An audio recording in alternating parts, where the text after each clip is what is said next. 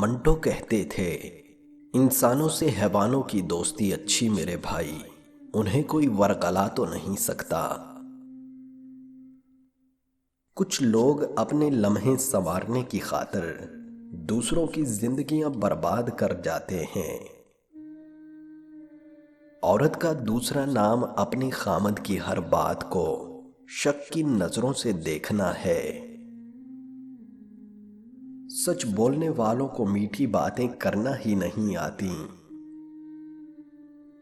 نرم و نازک روح کو اپنے سینے میں دبا کر تم زمانے کی پتھریلی زمین پر نہیں چل سکو گے۔ جو پھول کی پتی سے ہیرے کا جگر کاٹنا چاہے، اسے پاگل خانے میں بند کر دینا چاہیے۔ محبتوں میں بدگمانی نہیں ہونی چاہیے۔ محبت کی ہے تو اعتبار کرنا سیکھیں۔ اگر کوئی خفا ہے تو اسے منا لیں، کیونکہ محبت ہمیشہ اس مان سے روٹھتی ہے کہ اسے منایا جائے گا۔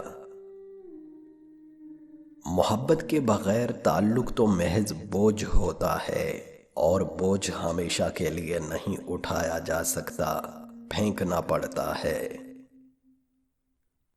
عورت جب رو رہی ہوتی ہے تو بہت حسین ہو جاتی ہے۔ اس کے آنسو شبنم کے قطروں کی مانند ہوتے ہیں، جو مرد کے جذبات کے پھولوں پر ٹپکتے ہیں، جس سے اسے ایسی راحت، ایسی فرحت ملتی ہے جو کسی اور وقت نصیب نہیں ہو سکتی۔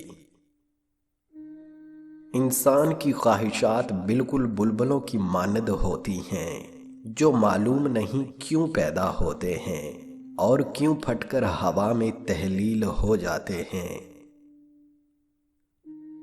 زندگی خود راستے بناتی ہے، راستے زندگی نہیں بناتے۔